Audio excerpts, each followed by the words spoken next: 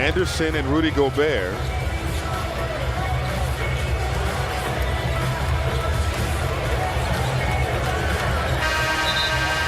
That's just something you don't see every day. I know the tensions you played in this game. What's crazy is this wasn't even the first punch of the game. No, it was this one. A young Jaden McDaniels who was having a breakout year in just his third season in the league, who has been one of the Timberwolves' best defenders and bright spots in guarding virtually every opposing team's best player, punching a wall in frustration after picking up 2 quick fouls in the first quarter and breaking his hand in the process, effectively ending his season. No play-in, no playoffs, a player that the Wolves are certainly going to need in a win-or-go-home play-in tournament. But as big of a rookie mistake as this was, to let your emotions get the best of you and ending your season, none of it compares to the punch Rudy Gobert threw at his own teammate Kyle Anderson in the middle of the second quarter. Now look, emotions can run high in a basketball game, especially when there are playoff seeding implications. It's the last game of a long season, and for the Minnesota Timberwolves, a long season that didn't exactly pan out as they had thought after making a blockbuster trade in which they mortgaged their entire future on Rudy Gobert and seemingly not making very much progress as a result of it. Yes, Karl Anthony Towns was out for a good portion of the season, but even Cat being out aside, the Timberwolves overall underperformed, having finished 8th in the Western Conference and 2 games above 500. But regardless of how high emotions are running, how frustrated teammates can be with one another, putting your hands on your teammate in the middle of a game in front of the public is inexcusable. Now, yes, I know teammates have gotten in fights before. You saw during training camp at the start of this season, Draymond Green punching Jordan Poole. We had Bobby Portis punch Nikola Mirotic years back during practice. Hell, even Michael Jordan punched Steve Kerr back in the Bulls' heyday. And the players were able to get past it and put aside their differences, but never, at least not from what I can recall, have we seen punches be thrown on the bench in the middle of a game between teammates. We've seen teammates get up in each other's faces during timeouts or sometimes even get into verbal altercations on the court, but we have yet to see a punch be thrown on the bench. And what makes this even more problematic, as opposed to teammates exchanging blows in practice before the start of the season, this is happening literally right before the start of the postseason. A time when teams have to be on their best game, fully aligned, together, and in sync with one another. Instead of the Timberwolves, they have now lost one of their better young players in Jaden McDaniels, who will not be available even if the Wolves do make the playoffs. And now Rudy Gobert's availability is in question on whether team officials will choose to suspend him for the upcoming 7-8 matchup against the Lakers. At the time of me recording this, a decision has yet to be made on whether he will play, and my guess is the Wolves, to save face of that god-awful disaster of a trade that they made to get Rudy Gobert, they're going to let it slide and have him play, because you're going to need your starting center in a play-in game and your best rim protector and rebounder. But whether Rudy plays or not, this is such a bad look for the Timberwolves. I mean, you're talking about a player who you traded for this past offseason 5 first-round picks for, as that piece that was supposed to be your over-the-top move and making you a contender, because you don't make that kind of trade and give up that kind of draft capital to have it not be an all-in type move.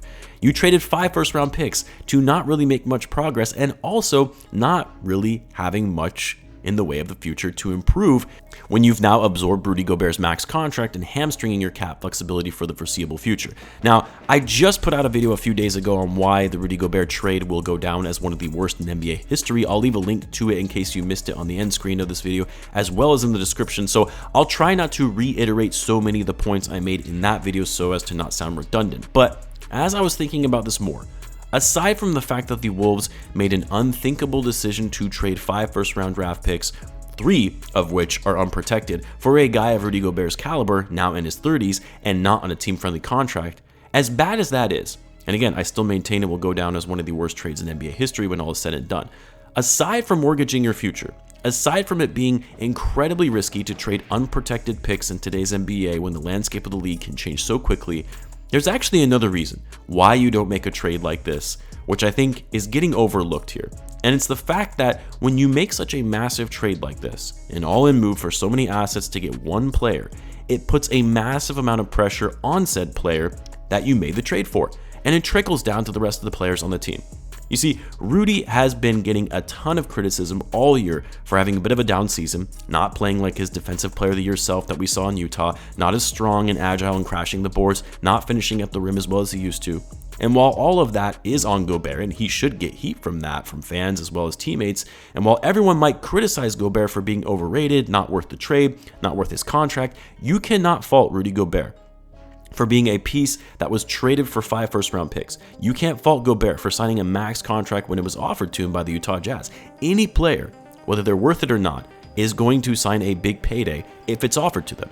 And I know it's weird to say, especially after Gobert just punched one of his teammates, which I think is completely over the line and unacceptable no matter the circumstance, but I almost feel bad for Gobert because he knows he was traded for 5 first-round picks. He knows his teammates know that he was traded for a massive package that was an all-in type move. Hell, the entire league and fan base has been talking about what an overpay that was for someone like Rudy Gobert. It's not his fault that the Wolves front office grossly overpaid for him and thought that Gobert was that piece, that final piece to make them a contender. He's been playing with that weighing over his head all season, knowing that the Wolves gave up most of their future for him, knowing that the Wolves went all in for him. And don't get me wrong, Rudy Gobert is a great player. He's one of the best defenders of this generation, a future Hall of Famer, 3-time Defensive Player of the Year. He's been an all-star in the NBA. No one is saying he's trash or a scrub, and in the right system, he can be a very impactful player.